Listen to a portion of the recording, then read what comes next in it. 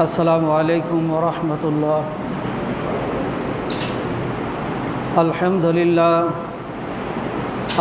لله نحمده ونستعينه ونستغفره ونعوذ بالله من شرور أنفسنا ومن سيئات أعمالنا. من يهد الله فلا مضل له ومن يضلله فلا هادي له. ونشهد أن لا إله إلا الله وحده لا شريك له.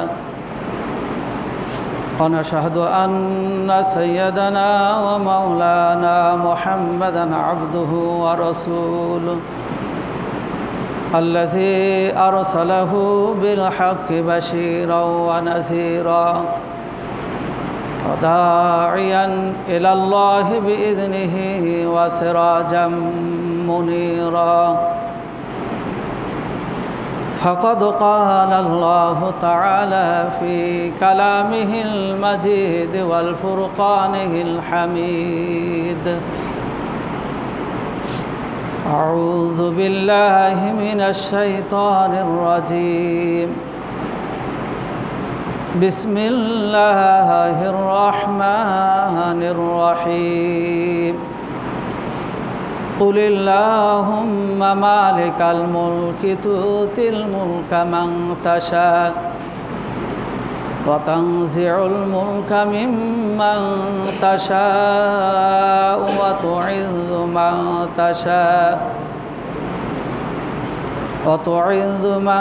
تشاء وتذل من تشاء بيدك الخير إنك على كل شيء قدير. সমস্ত গুণগান, সমস্ত প্রশংসা সেই মহান আল্লাহ তাআলার জন্য, যিনি আমাদেরকে আমাদের প্রতি অনুগ্রহ করে আজকে জুমার দিন জুমার সালাত আদায়ের সুযোগ করে দিয়েছেন। সেজন্য প্রভুর দরবারে শুকরিয়া আদায় করি, আলহামদুলিল্লাহ। আরও শুকরিয়া আদায় করি যিনি আমাদের প্রতি বানী ইসরাইলের প্রতি যেরূপ অনুগ্রহ করে বানী ইসরাইলদেরকে ফেরাউনের অত্যাচার, জুলুম, নির্যাতন থেকে মুক্তি দিয়েছিলেন। আল্লাহ রাব্বুল আলামিন বাঙালিদেরকে, বাংলাদেশিদেরকে একজন জালেমের হাত থেকে, যার রাজ্যে বাক স্বাধীনতা ছিল না, মানুষ কথা বলবে স্বাধীনভাবে কথা বলতে পারত না, যেখানে মানুষ ন্যায় বিচার পেত না,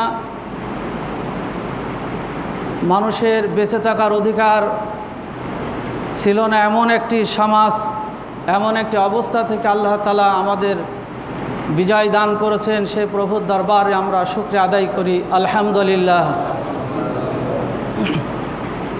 দরুদ ও সালাম বর্ষিত হোক বিশ্বনবী মুহাম্মদ রাসূলুল্লাহ সাল্লাল্লাহু আলাইহি ওয়াসাল্লামের প্রতি। জুমার মসজিদে উপস্থিত সর্বস্তরের সুধীমণ্ডলী, আপনাদের সামনে আমি সূরা আলে ইমরানের একটি আয়াত পাঠ করেছি। এই আয়াতকে সামনে রেখে জালেমের পরাজয়, মজলুমের বিজয়,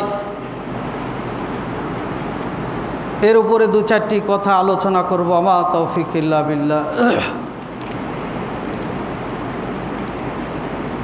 যুগে যুগে আল্লাহ রাব্বুল আলামিন জালেমদের অত্যাচার, জুলুম, নির্যাতন মানুষদেরকে একটু দেখিয়ে তারপর জালেমকে শক্তভাবে ধরেন। ফেরাউন দীর্ঘ সময় ধরে বনি ইসরায়েলের উপর যে অত্যাচার চালিয়েছে, আল্লাহ বলছেন যে তোমরা সেই ইতিহাসগুলো দেখো,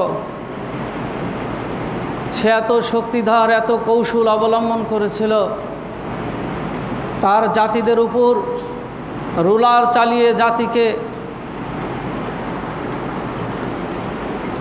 এমন এক পর্যায়ে নিয়েছিল, মজলুমরা শুধু চোখের পানি ফেলে ফেলে আল্লাহর কাছে কাঁদত, হে আল্লাহ, মাতা নাসরুল্লাহ, তোমার সাহায্য কখন আসবে, তোমার বিজয় আমাদের কাছে কখন আসবে। আল্লাহ তাদের প্রার্থনা কবুল করলেন।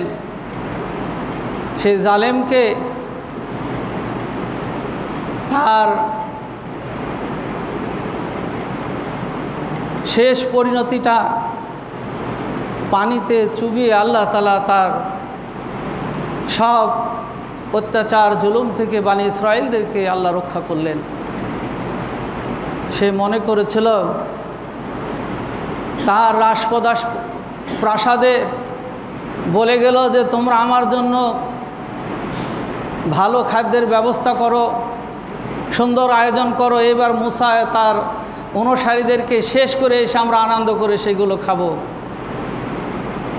আল্লাহ রাব্বুল আলামিন দরিয়ার মধ্যে তাকে এবং তার অনুসারীদেরকে এমনভাবে মারলেন, তার ওই খাদ্য গ্রহণ করা, বিশেষ খাদ্যের আয়োজন, সেই খাওয়া তার ভাগ্যে আর জুটল না। ঠিক ইব্রাহিম আলাইহিস সালামের সময়ও নির্যাতনের রুলার চালিয়েছিল সেই জাতির প্রতি নমরুদ। আল্লাহ রাব্বুল আলামিন সেই নমরুদকেও এমনভাবে আল্লাহ তাআলা বেয়াজ্জতি করলেন, একটা ন্যাংরা মশা তার নাকের মধ্যে দিয়ে ভিতরে ঢুকে দিলেন। ওই ন্যাংরা মশার কামড়ে অস্থির, লাঠি দেয়া পিটালেও, মাথা মালিশ করে দিলেও, গায়ে হাত বুলে দিলেও সে শান্তি পেত না। কেবল জুতা দিয়ে মাথায় পিটালে তখন সে শান্তি পেত। এই জুতার বাড়ি খেতে খেতে নমরুদকে আল্লাহ তাআলা পৃথিবী থেকে বেয়াজ্জতির সাথে বিদায় করে দিলেন। জালেমের হাত থেকে মিল্লাত আবিকুম, ইব্রাহিম আলাইহিস সালামের অনুসারীদেরকে, মাজলুমদেরকে আল্লাহ রক্ষা করলেন। আজকে আমাদেরও তাই হয়েছিল। এমন একটা পরিস্থিতি, আপনি কথা বলতে পারবেন না, আপনার অধিকার নিয়ে আপনি কথা বলতে পারবেন না। আপনি একজন নাগরিক, আপনার বাক স্বাধীনতা হরণ করা হয়েছিল, ন্যায় বিচার বলতে কিছুই ছিল না। যে কথা বলবে, যে তার সামনে দাঁড়াবে, তাকে না হয় জেলে যেতে হবে, না হয় ফাঁসিতে, না হয় ওই আয়না ঘরে ঢুকিয়ে, অথবা অমানবিক নির্যাতনে তাদেরকে পঙ্গু করে দেওয়া হতো, হত্যা করা হতো। আল্লাহ সব দেখেন, তিনি বান্দার কি ঘটছে, কি হচ্ছে, মাজলুমের প্রতি কি অবিচার হচ্ছে, আল্লাহ সব দেখেন। আপনারা গত জুমাতে এখানে দোয়া করেছেন, আল্লাহ মাজলুমের দোয়া কবুল করেছে, আপনাদের দোয়া কবুল করেছে। 2 দিন যেতে হলো না, আল্লাহ তাআলা এই মাজলুমদের দোয়া আল্লাহ কবুল করেছেন। আমার ভাইরা, আল্লাহ পবিত্র কোরআনে বলছেন, ওয়ামাকারু ওয়ামাকারাল্লাহ ওয়াল্লাহু খায়রুল মাকিরিন। জালেমরা তার ক্ষমতা, তার গদি, তার সব কিছু সে এমনভাবে কৌশল অবলম্বন করে, মনে করে সে আর কোনোদিন মরবে না, অমর হয়ে থাকবে। এটা তার সব কিছু। আল্লাহ বলছেন, তোমরা যে কৌশল অবলম্বন করো, আল্লাহু খায়রুল মাকিরিন, আর আল্লাহ হলেন সর্বোত্তম কৌশলী। তোমরা যে চক্রান্ত আঁটো, তোমরা যে কৌশল আঁটো, আল্লাহ খায়রুল মাকিরিন, আল্লাহ হলেন সর্বোত্তম কৌশলী। জালেমরা তার পতন হবে, সব দিক তারা বন্ধ করে দিতে পারে। আল্লামা রুমি বলছেন, জালেমরা দেখে যে কোন ছিদ্র দিয়ে তার পতন হবে, তার সম্ভাব্য পতনের পথ সব বন্ধ করে, কিন্তু আসলে যেই ছিদ্র দিয়ে তার পতন হবে সেটার কথা তার মনে থাকে না। ওই ছিদ্র দিয়ে আল্লাহ তার পতন ঘটিয়ে দেন। একজন মানুষ মারা গেলে তার জন্য ইন্না লিল্লাহ পড়তে পারবো না, একজন মুসলিম হিসাবে আল্লাহু আকবারের ধ্বনি দিতে পারবো না, একজন আলেমের জানাজা পড়তে পারবো না। জুমার আগে 2 গাড়ি 1 গাড়ি পুলিশ এসে মসজিদ পাহারা দেয়, যে ইমাম কি বলছে রেকর্ড করে আর বলে হুজুর সাবধানে কথা বলেন, আপনি কোরআনের কথা বলতে পারবেন না, ন্যায় বিচারের কথা বলতে পারবেন না, অবিচারের বিরুদ্ধে কথা বলতে পারবেন না।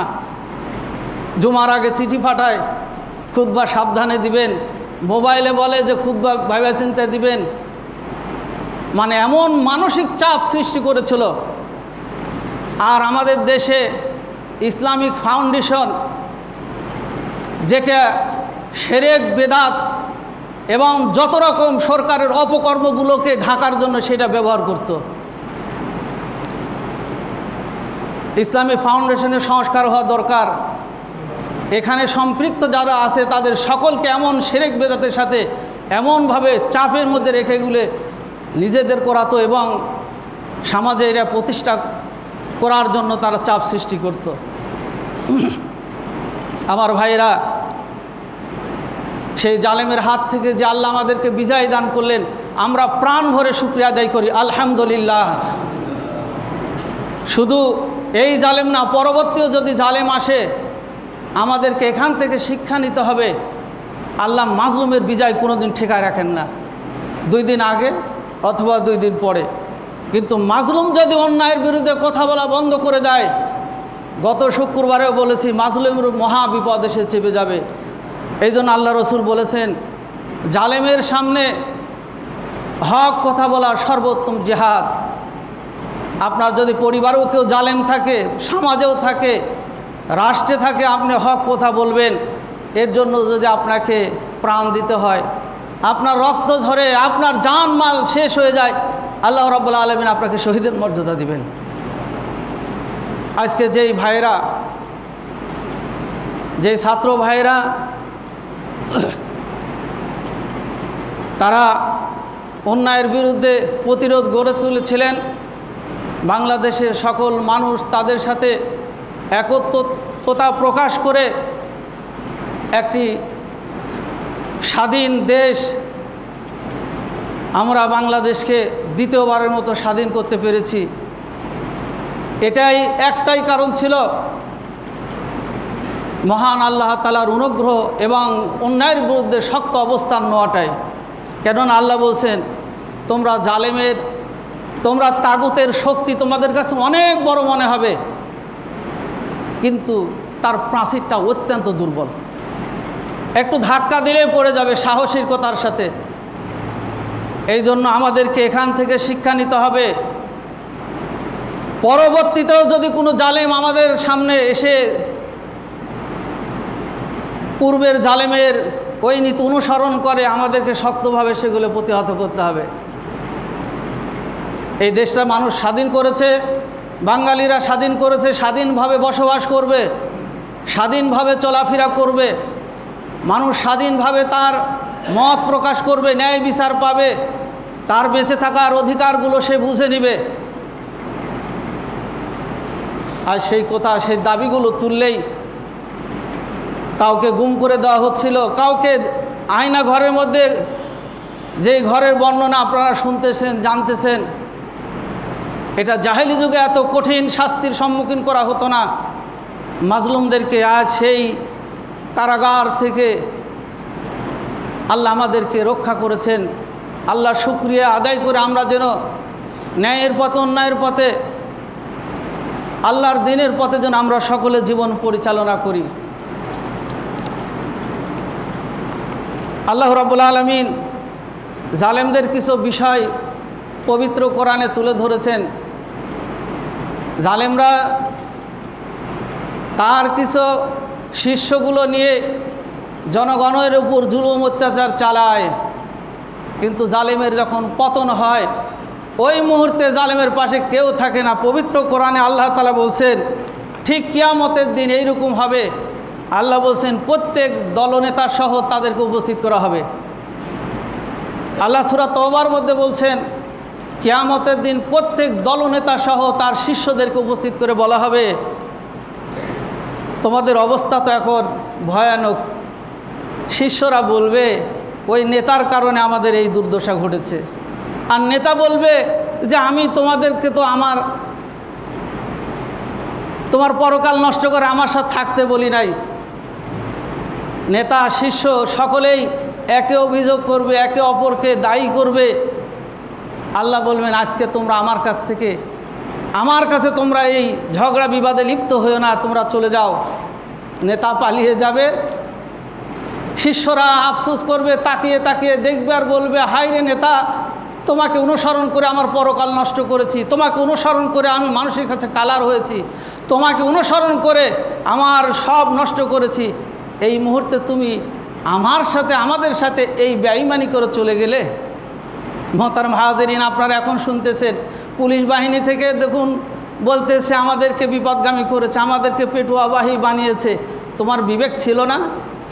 তোমার কি বিবেক অন্যায়ের কাছে নীতি নৈতিকতা তুমি বিলীন করে দিয়ে যাকে মারতে বলা হয়েছে, যার বাড়িতে আগুন দিতে বলা হয়েছে, যাকে গুম করতে বলা হয়েছে করলে, আর আজকে তুমি সুর তুলছ যে আমাকে পেটুয়া বাহিনী বানিয়েছিল? আমার ভাইরা, ইসলাম কি বলছে এদের বিপরে আমি পরে আপনাদের সাথে আলোচনা করছি। আফসোস করছে অনেকে, সে নিজে বাঁচলো, বোন নিয়ে পালিয়ে গেল। আমাদেরকে যদি একটু আগে বলতো তাও আমরা দেশ ছাড়ার সুযোগ পেতাম। এমন নেতার অনুসরণ করলাম, কি হলো? বিপদে সে ভেঙে গেল, পালিয়ে গেল, আর আপনাদেরকে রেখে গেল। আবার নেতাও আফসোস করছে যখন তার আবাসগুলো, তার বালাখানাগুলো যখন তছনছ হচ্ছে, তার দুপুরের খাবারের যে ব্যবস্থা করা হয়েছিল অন্যরা ঢুকে যখন খাচ্ছে, চোখের পানি ফেলে তাকিয়ে দেখছে, ওর চোখের পানি তো ওঠে না, চোখের প্রত্যেকটা ফোঁটা যেন শরীরের এক ফোঁটা রক্তে পরিণত হয়েছে। তাকিয়ে তাকিয়ে দেখছে আর বলছে কার জন্য, কাদের জন্য এগুলো করেছি। মোহতারাম হাজিরিন, এই জন্য আল্লাহ আমাকে আপনাকে শিক্ষা দিচ্ছেন, ওয়ালাউ কুনতা ফাদ্দান গলিজাল কলবি লানফাযু মিন হাওলিক। হে মানুষরা, তোমরা অহংকারী হবে না। হে মানুষরা, তোমরা কর্কশ ভাষী হবে না। হে আমার বান্দারা, তোমরা কখনো উগ্র হবে না। যদি হয়ে থাকো তাহলে লানফাযু মিন হাওলিক, তোমার পাশে তুমি কাউকে পাবে না, তোমার পাশের সহযোগী হিসাবে তুমি কাউকে পাবে না। আল্লাহর কোরআন আমাকে আপনাকে শিক্ষা দিচ্ছে। এখান থেকে আমাদেরকে পরিবর্তন আনতে হবে। মনে করেছিল দেশ থেকে পালিয়ে যাবে, ধরতে পারবে না, অন্য কোথায় যাবে, এমন বিস্ফোরা পৃথিবীর কেউ তাকে জায়গা দিচ্ছে না। সকল মনে করছে ঢুকলে বিপদ আমার দেশে। বাঙালিরা বুঝতে পেরেছে এই বিস্ফোরা, গোটা পৃথিবীর দেশগুলো বিস্ফোরা মনে করে কেউ তাকে অনুমতি দেয় না। আমার ভাইরা, আমাদেরও সতর্ক হতে হবে। আমরাও যেন জালেমের পথ বেছে না নিই, অন্যায়ের পথ বেছে না নিই। আমরাও যেন উগ্র মেজাজের না হই। আমরাও যেন কখনো কারো মান মর্যাদা হানি হোক, জানমালের ক্ষতি হোক, এমন পথ যেন আমরা বেছে না নিই। তাহলে আমাদেরও পরিণতি তাই হবে, পাশে কাউকে পাবো না। আল্লাহ রাব্বুল আলামিন পবিত্র কোরআনে বলছেন, ওয়ালা তামশি ফিল আরদি মারহা ইন্নাকা লান তাখরিকাল আরদা ওয়ালান তাবলুগাল জিবালা তুলা। এই অহংকারীরা, তোমরা অহংকার করে করে কত বড়ই হবে পাহাড়, তোমরা তো পাহাড়ও হতে পারবে না। ওয়ালা তামশি ফিল আরদি মারহা ইন্নাকা লান তাখরিকাল আরদা ওয়ালান তাবলুগাল জিবালা তুলা। আর না তাহা তোমরা জমিন ছিদ্র করে পার হয়ে চলে যাবে, সেটাও তো করতে পারবে না। অতএব তোমরা অহংকার বর্জন করো। ইন্নাল্লাহ লা ইউহিব্বু মান কানা মুখতালান ফাখুরা। অবশ্যই আল্লাহ তাআলা কখনো অহংকারকারীকে পছন্দ করেন না। এই আয়াত আমার আপনার জীবনের পরিবর্তন, একজন ভালো মানুষ হওয়ার জন্য এটাই যথেষ্ট ছিল। অহংকার করে কেউ পাহাড়ও হতে পারবে না, জমি ছিদ্র করে পার হয়ে চলে যেতে পারবে না। আর আল্লাহ বলছেন, আমি অহংকারকারীকে পছন্দ করি না, দাম্ভিককে আমি কখনো পছন্দ করি না। এরপর আল্লাহ তাআলা অন্য আয়াতে বলছেন, কুল সিরু ফিল আরদি ফানজুরু কাইফা কানা আকিবাতুল মুকাজ্জিবিন। তোমরা আল্লাহর জমিন ভ্রমণ করো, দেশ ভ্রমণ করো, এরপর উনজুর কাইফা কানা আকিবাতুল জালিমিন, তাহলে তোমরা দেখতে পাবে জালেমদের পরিণতিটা কি হয়েছিল। জালেমদের পরিণতিটা কি হলো? কেউ কোনো দেশ সহযোগিতা করে না, কোনো ব্যক্তি তার পাশে থাকে না, চোখের পানিগুলো পড়ছে যেন শরীরের এক একটি ফোঁটা রক্ত নির্গত হচ্ছে, কলিজা ফেটে যাচ্ছে। জালেমদের পরিণতির দিকে লক্ষ্য করলে আল্লাহ বলছেন, কাইফা কানা আকিবাতুল জালিমিন, জালেমদের পরিণতিটা কি তোমরা একটু লক্ষ্য করো, সেখান থেকে শিক্ষা গ্রহণ করো। আমার ভাইরা, আল্লাহ রাব্বুল আলামিন বলছেন, তোমরা কখনো কোনো মানুষকে ছোট মনে করো না, তোমার ক্ষমতা আছে তুমি তাকে দাবিয়ে রেখো না। প্রত্যেকে আমার পৃথিবীতে, আমার জমিনে সকলে স্বাধীন, অতএব সকলে স্বাধীনভাবে চলো, সকলে তোমরা আমার জমিনে বিচরণ করো, আমাকে ডাকো। আমরা দেখি রাসূল সাল্লাল্লাহু আলাইহি ওয়াসাল্লাম যখন মক্কার জমিনে আল্লাহর দ্বীনের দাওয়াত প্রচার করছিলেন, আল্লাহর বিধান পালনের জন্য মানুষকে আহ্বান করছিলেন, মক্কার মানুষরা রসুলে এবং তার অনুসারীদেরকে মক্কা থেকে বিভিন্ন ষড়যন্ত্র করলেন। আল্লাহ বললেন, হে রসুল, আপনি মক্কা ছেড়ে মদিনায় চলে আসুন।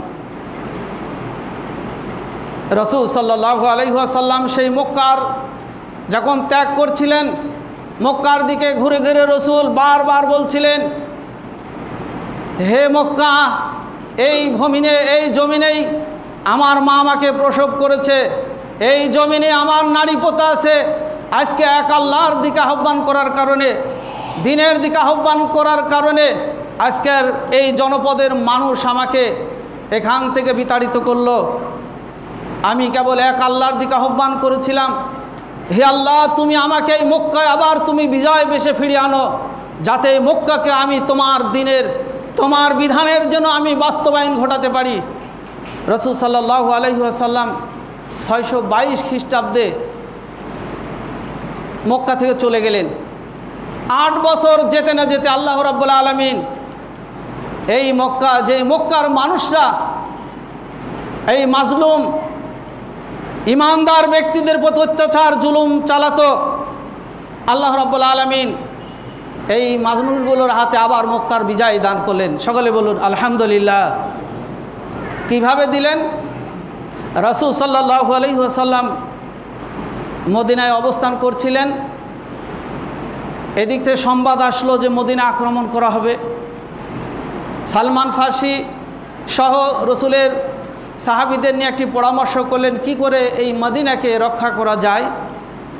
সকলে পরামর্শ দিলেন, হে আল্লাহ রসুল, যদি আমরা মদিনার চারিদিক দিয়ে যদি গর্ত খনন করি, খন্দক করি, তাহলে শত্রুরা মদিনায় তারা আক্রমণ করতে পারবে না, মদিনায় প্রবেশ করতে পারবে না। রাসূল সাল্লাল্লাহু আলাইহি ওয়াসাল্লাম সাহাবীদেরকে দায়িত্ব দিলেন, ঠিক আছে, তোমরা তাহলে চতুর্দিক দিয়ে গর্ত খনন করো, পরীক্ষা খনন করো। সাহাবীরা সেগুলো কাজ করছিলেন। করার সময় একটা বড় পাথর বের হলো। সাহাবীরা সেই পাথরটা ফেলে দিবেন, উঠিয়ে সেটাও করতে পারছেন না। রাসূল সাল্লাল্লাহু আলাইহি ওয়াসাল্লামকে ডাকা হলো। রাসূল সাল্লাল্লাহু আলাইহি ওয়াসাল্লাম পাথর ভাঙ্গার জন্য তিনি তার উপর আঘাত করলেন, আলো ছুড়ে পড়ল। রাসূল সাল্লাল্লাহু আলাইহি ওয়াসাল্লাম সাহাবীদের বললেন যে আমি এই আলোর রশ্মিতে আমি পারস্য মুসলমানরা বিজয় করবে, আমি সেটা দেখতে পাচ্ছি।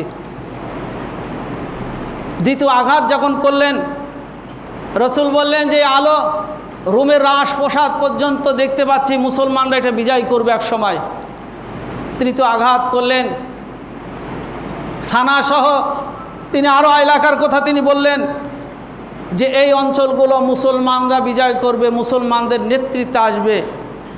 এই কথাগুলো যখন রাসূল বললেন, কাফেরদের কানে গেল। কাফেরের কানে যাওয়ার পর তারা বলতে লাগলো, যার পায়ের নিচে এক টুকরা মাটি নাই, যার একটা খেজুরের বাগান নাই, খেজুরের একটা গাছ নাই, এমন ওই ব্যক্তি এত বড় রোম পারস্য এই দেশগুলো বিজয় করবে, বিজয়ের মালা ছিনিয়ে আনবে, এই স্বপ্ন দেখে কি করে? তিরস্কার করতে লাগলো। তারা বিভিন্নভাবে রসুল এবং তার সাহাবীদেরকে তিরস্কার করতে লাগলো। আল্লাহ তাআলা কোরআনে আয়াত নাজিল করলেন, কুলিল্লাহুম্মা মালিকাল মুলক, বলুন হে আল্লাহ, আপনি সার্বভৌমত্বের মালিক, আপনি সব কিছুর মালিক। তুতিল মুলকা মান তাশা, তুমি যাকে ইচ্ছা তুমি রাজত্ব দান করো। ওয়াতানজিউল মুলকা মিম্মান তাশা, আর তুমি যার কাছ থেকে ইচ্ছা করো তুমি ক্ষমতা ছিনিয়ে নাও। যাকে ইচ্ছা তুমি রাজত্ব দাও, যার কাছ থেকে তুমি মনে করো রাজত্ব কেড়ে নিব তুমি সেটা করতে পারো। ওয়াতুইজ্জু মান তাশা, আর তুমি যাকে ইচ্ছা সম্মান মর্যাদা দাও। ওয়াতুযিল্লু মান তাশা, আর তুমি যাকে ইচ্ছা করো তাকে বেইজ্জতি করো। বিয়াদিকাল খায়র, সব কল্যাণ তোমার হাতে। ইন্নাকা আলা কুল্লি শাইইন কদির, অবশ্যই আপনি সব বিষয়ে ক্ষমতাবান। এরপর বলছেন, তুলিজুল লাইলা ফিন নাহার, হে আমার রব তুমি কি করো? রাতকে তুমি দিনের মধ্যে প্রবেশ করাও। ওয়াতুলিজুন নাহারা ফিল লাইল, এবং দিনকে রাতের মধ্যে প্রবেশ করাও। ওয়াতুখরিজুল হাইয়া মিনাল মাইয়িতি, আর তুমি মৃত থেকে জীবিত বের করো। ওয়াতুখরিজুল মাইয়িতা মিনাল হাইয়ি, আর জীবিত থেকে মৃত্যু বের করো। ওয়াতারযুকু মান তাশা বিগাইরি হিসাব, আর তুমি যাকে ইচ্ছা করো অফুরন্ত রিজিক তুমি দান করো, বেহিসাব রিজিক তুমি তাকে দান করো। তাহলে যে আল্লাহ এই ক্ষমতার মালিক, এই আয়াত নাজিল করে তিনি মুসলমানদেরকে বললেন তাদের তিরস্কার তুমি কখনো ব্যতীত হবে না। তোমার রব তোমার যে স্বপ্ন দেখিয়েছেন, যেই রাজপ্রাসাদ দেখিয়েছেন, হে নবী, অবশ্যই মুসলমানরা, ইমানদাররা, হে রসুল, তারা একদিন বিজয় করবে। অতএব তাদেরকে হতাশ হতে নিষেধ করুন, কাফেরদের কথায় যেন তারা নিরাশ না হয়। আমার ভাইরা, আজকে দীর্ঘদিন যাবৎ বাঙালি জাতিকে বিভক্ত করে ফেলেছিল। কাউকে বানিয়েছে জিএমবি বানিয়েছে, কাউকে সন্ত্রাস বানিয়েছে, কাউকে রাজাকার বানিয়েছে, কাউকে আল বদর বানিয়েছে, কাউকে অমক গোষ্ঠী তমক গোষ্ঠীর আখ্যায়িত করার একটাই কারণ, আল্লাহর কোরআন বলছে যেমন জাহিলি যুগে বিভক্ত করে সেই জালেমরা যেমন তাদের স্বার্থ হাসিল করেছিল, আজ আমাদের মধ্যে তাই ঘটিয়ে যখনই কিছু ঘটে দমনের জন্য আরেক গ্রুপকে দায়ী করে একটা ঘোলা করে সকলকে নির্যাতনের রুলারের মধ্যে ফেলে এই নির্যাতনগুলো করত। আল্লাহ রাব্বুল আলামিন আমাদের সকলকে বিজয় দান করেছেন। এই জন্য মহান আল্লাহ তাআলার শুকরিয়া আমরা সার্বক্ষণিক আমরা অর্জন করি, মহান আল্লাহ তাআলার কৃতজ্ঞতা প্রকাশ করি। মোহতারাম হাজিরিন, বিশ্বনবী মুহাম্মদ রাসূলুল্লাহ সাল্লাল্লাহু আলাইহি ওয়াসাল্লাম মক্কা বিজয় করলেন। মক্কা বিজয়ের পর রসুল কি কাজগুলো করেছিলেন? বিজয় হওয়ার পর বেপরোয়া হওয়া যাবে না। বিজয় হওয়ার পরে রসুল কি কাজ করেছিলেন, আমরা রসুলের আদর্শ থেকে আমরা সেগুলো গ্রহণ করব।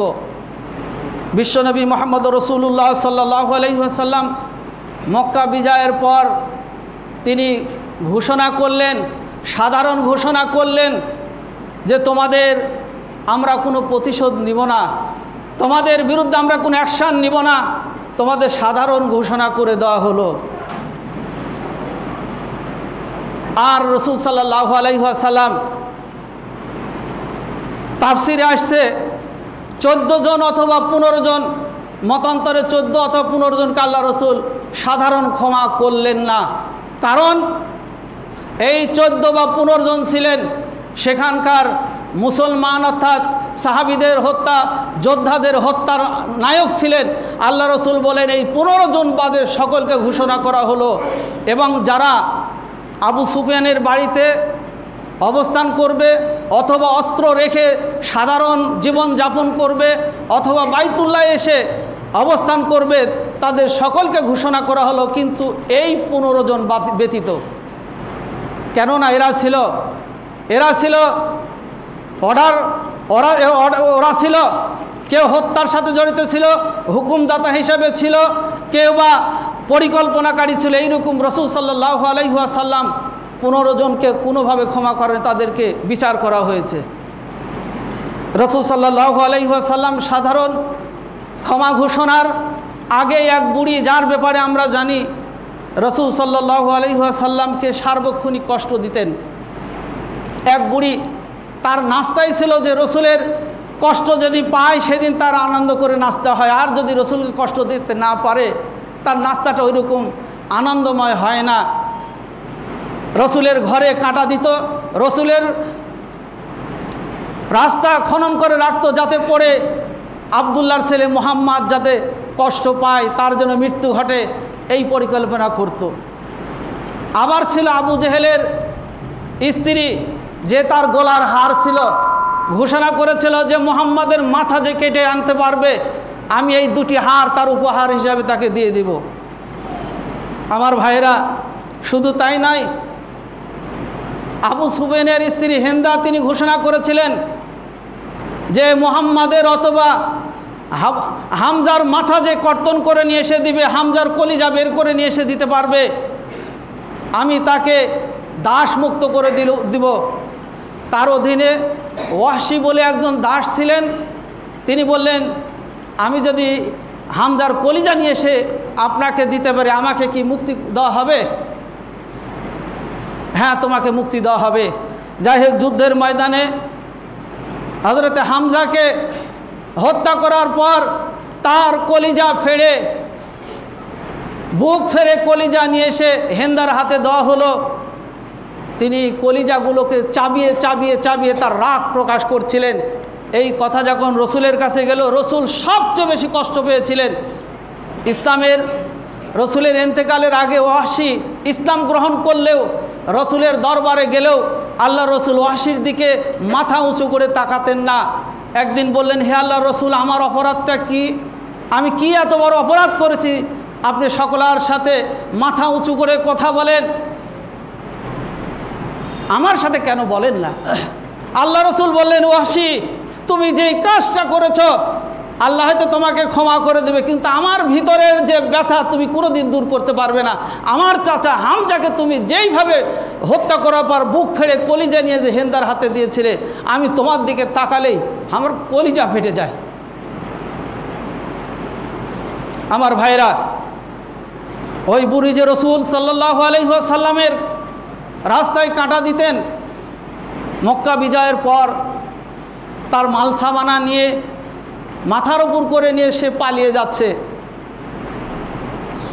আল্লাহ রসুল দেখছেন বৃদ্ধা মহিলা এই বোঝাটা নিয়ে যেতে পারছেন না।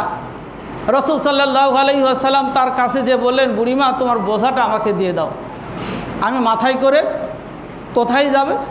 বলছে, আমি ইয়ামিনের দিকে যাব, আমি এই দেশে আর থাকতে পারছি না, কারণ আবদুল্লাহর ছেলে মুহাম্মদ মক্কা বিজয় করেছে, আমি তার পথে কাঁটা দিতাম, ও আমাকে হয়তো পতিত নিবে, আমাকে মেরে ফেলবে, আমাকে কষ্ট দিবে, আমি তার ভয়ে পালিয়ে যাচ্ছি। অথচ রসুল নিজেই তার বোঝাটা ঘাড়ে নিয়ে তার গন্তব্যে পৌঁছে দিয়ে তার পরিচয় তিনি ওই বুড়িমার কাছে বললেন, হে বুড়িমা, তুমি যে মুহাম্মাদের ভয়ে পালিয়ে যাচ্ছ, আমি সেই মুহাম্মদ, আমি তোমার প্রতিশোধ দিব না, আমি তোমাকে ক্ষমা করে দিয়েছি। শুধু তোমাকে নয়, তোমার চেয়েও যারা বড় ছিল আমি সকলকে সাধারণ ক্ষমা ঘোষণা করেছি। বুড়িমা বুকে জড়িয়ে নিয়ে বসে, বাবা, তুমি এত ভালো মানুষ, তোমার মতো তো মানুষ হয় না, আমি না বুঝে তোমার পথে কাঁটা দিয়েছি, তোমাকে কষ্ট দিয়েছি, বাবা তুমি আমাকে ক্ষমা করে দাও। আল্লাহ রসুল বলছে, হে বুড়িমা, তোমাদেরকে আমি আগেই ক্ষমা করে দিয়েছি, কারণ আল্লাহ বলছেন, তোমরা যদি প্রশস্ত জান্নাতের মানুষ হতে চাও, অসারিউ ইলা মাগফিরাতিম মির রাব্বিকুম ওয়া জান্নাতিন আরদুহাস সামাওয়াতি ওয়াল আরদ, উইদ্দাতিল মুত্তাকিন আল্লাযীনা ইউনফিকুনা ফিস সাররাই ওয়াদ দাররাই ওয়াল কাযিমিনাল গায়স। আল্লাহ বলছেন তোমরা যদি প্রশস্ত ওই উন্নত জান্নাতের মালিক হতে চাও, ইনফিকুনা ফিস সাররাই ওয়াদ দাররা, তাহলে তোমরা সুদিনে দুর্দিনে দানের হাত খোলা রাখো, আর তোমরা তোমাদের রাগকে সংবরণ করো, ওয়াল আফিনা আনিন নাস, আর মানুষদেরকে ক্ষমা করে দাও। যদি এই তিনটা গুণ অর্জন করতে পারো তাহলে আল্লাহ তাআলা তোমাদেরকে প্রশস্ত জান্নাতের মালিক বানিয়ে দিবেন। বলুন সুবহানাল্লাহ। তাই আমরা নির্যাতনের শিকার হয়েছি, আমরা দীর্ঘদিন বাক স্বাধীনতা প্রকাশ করতে পারি নাই, ন্যায় বিচার পাই নাই বললে এখন প্রতিশোধ নয়, বরং ক্ষমা করে দিতে হবে। কারো ঘরবাড়ি, কারো ব্যবসা প্রতিষ্ঠান, কারো জানমালের ক্ষতি আমার আপনার নবী শিক্ষা দিয়েছেন কখনো তোমরা করবে না, এগুলো ক্ষতি ইসলাম সমর্থন করে না। তবে হ্যাঁ, যারা বড় অপরাধ করেছে রসুল যেমন তাদের বিচার করেছেন, মাস্টার মাইন্ডদেরকে বিচারের সম্মুখীন করে যতগুলো প্রাণ ঝরতে হয়েছে এর প্রত্যেকটার বিচার করতে হবে জনসম্মুখে। আমরা চাই এই তাজা প্রাণগুলো, কমলমতি প্রাণগুলো চলে গেল শয়ে শয়ে, এমনি পার হয়ে যাবে, এক জায়গায় ইপুজি হয়ে থাকবে আর পার পেয়ে যাবে, এরকম নয়, বরং তাদের কে কোথায় লুকিয়ে আছে, কে কোথায় পালিয়ে আছে নিয়ে এসে তাদেরকে সকলের সামনে বিচার করতে হবে। কেননা যার মার বুক খালি করেছে, যার ভাইয়ের বুক খালি করেছে, যার পরিবারকে পঙ্গু করে দিয়েছে, এদের বিচার তো আমরা দেখব। মুহতারাম হাজিরিন, বিশেষ ক্ষমা তো হবেই, সাথে সাথে যারা বড় তাদের কোনো ক্ষমা হবে না। আল্লাহ বলছেন ওয়াকুল জা আল হক ওয়াজহাকাল বাতিল, আজ সত্যর আগমন ঘটেছে, ইন্নাল বাতিলা কানা যাহুকা, মিথ্যা অবশ্যই বিতাড়িত হবে। তাই আমরা একটা সাম্যের সমাজ, ন্যায়ের সমাজ, আমরা একটা বৈষম্য মুক্ত সমাজ যাতে আমরা সকলে গড়তে পারি, আমাদেরকে সেই পথে সেই দিকে চলতে হবে যেখানে মানুষ স্বাধীনভাবে, মুসলিম হোক, হিন্দু হোক, বৌদ্ধ হোক, খ্রিস্টান হোক, নিজ নিজ ধর্মগুলো স্বাধীনভাবে পালন করবে, কেউ কারো ধর্মের প্রতি হস্তক্ষেপ করবে না। আল্লাহ রসুল মদিনায় ঘোষণা করেছিলেন, হে মদিনার মানুষ, এখানে সকলে সমান অধিকার ভোগ করবে, কেউ কারো ধর্মের প্রতি হস্তক্ষেপ করবে না। এই বাংলাতে প্রত্যেকে নিজ নিজ ধর্ম স্বাধীনভাবে পালন করবে, কেউ কারো প্রতি হস্তক্ষেপ করবে না। মুহতারাম হাজিরিন, আমরা রসুলের এই শিক্ষা যেন আমরা নিয়ে যেন আমরা সুন্দরভাবে আমাদের এই দেশটাকে আবার যে দ্বিতীয়বার স্বাধীন হলে এই দেশটা যেন আমরা সুন্দরভাবে গড়তে পারি। আর এখান থেকে আমাদের শিক্ষা, আমাদের ভাইয়েরা যে শিক্ষা দিল, অন্যায় যখনই যেটি দেখবেন সেটা প্রতিহত এখন থেকে করতে পারলে এই বাংলা অন্যায় মুক্ত হবে, ঘুষমুক্ত হবে, এখানে শান্তির বাতাস বয়ে যাবে, যেমনটা হয়েছিল মক্কায়। আমরা সেই পথ অনুসরণ করি। বড় দুঃখের বিষয়, একজন গ্রামের মানুষ বর্তমান বাজারে 10 টাকা কেজির চাল তো নাই, এই স্বপ্ন দেখিয়েছিল, ঘরে ঘরে চাকরির স্বপ্ন দেখিয়েছিল। কার ঘরে চাকরি দিয়েছে, কার 10 টাকা কেজির চাল খাওয়াইছে? এখন একজন গরিব মানুষ নিম্নমানের চালটা কিনতে গেল তাকে 60-70 টাকা গুনতে হয়। একজন মানুষ সারাদিন ইনকাম করে 1 কেজি চাল এর সাথে তেল, ময় মশলা কিনে একটা প্যারাসিটামল ওষুধ কিনবে সেই ক্ষমতা হয় না। এরপরও যা ইনকাম করে সেখান থেকে ট্যাক্স দেয়, সেখান থেকে ভ্যাট দেয়, সেখান থেকে জুলুম করা হচ্ছে বিদ্যুতের বিল নিয়ে, জুলুম করা হচ্ছে টেলিফোন নিয়ে, জুলুম করা হচ্ছে ট্যাক্স ভ্যাট ইত্যাদি নিয়ে। এরপরও একজন গরিব অসহায় মানুষ ট্যাক্স দেয়, ভ্যাট দেয়, ওই ট্যাক্সের টাকা, ভ্যাটের টাকাগুলো বিদেশে পাচার করেছে। এই টাকাগুলো আমাদের দেশে আনতে হবে, এই টাকাগুলো নিয়ে এসে দেশের কল্যাণের জন্য, অসহায় মানুষের জন্য খরচ করতে হবে। এই গরিব অসহায় মানুষের টাকাগুলো নিয়ে মূর্তি বানিয়েছে, যেখানে যে মূর্তি বানিয়েছে সেগুলো সব ভেঙে তছনছ করে দিতে হবে। কেননা আমার আপনার পকেটের গরিব অসহায় মানুষের এই মূর্তিগুলো এই টাকা দিয়ে বানানো হয়েছে। আল্লাহ রসুল মক্কা বিজয় করার পর বিজাতির প্রতি কোনো অবিচার করে নাই। যারাই অন্যায় করেছিল, কাবা ঘরের মধ্যে মূর্তি তুলিয়েছিল, আল্লাহ রসুল প্রত্যেকটা মূর্তি ভেঙে তছনছ করে দিয়েছিলেন। মুড়ে মুড়ে মূর্তি করে, টাকায় মূর্তি দিয়ে আমার আপনার পকেটে মূর্তি ঢুকিয়ে দিয়েছে। আমরা চাই মূর্তিমুক্ত টাকা, আমরা চাই মূর্তিমুক্ত সমাজ।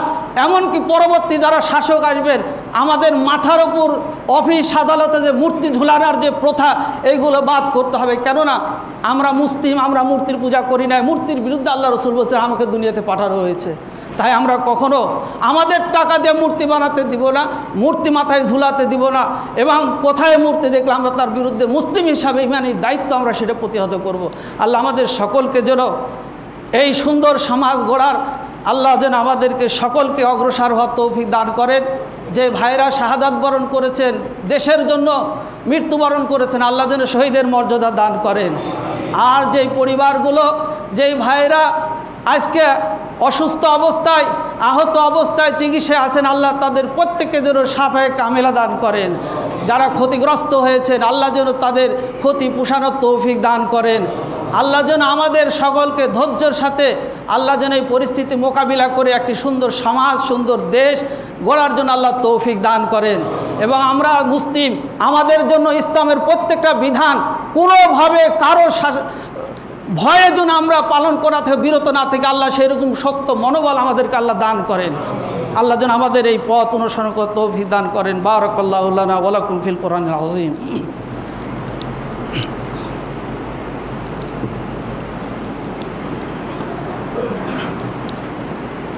আলহামদুলিল্লাহ আলহামদুলিল্লাহ ওয়া কাফা ওয়া সালামুন আলা ইবাদিহিল্লাযীনা ইসতাফা, আম্মা বা'দ, আউযু বিল্লাহি মিনাশ শাইতানির রাজীম, বিসমিল্লাহির রহমানির রহিম।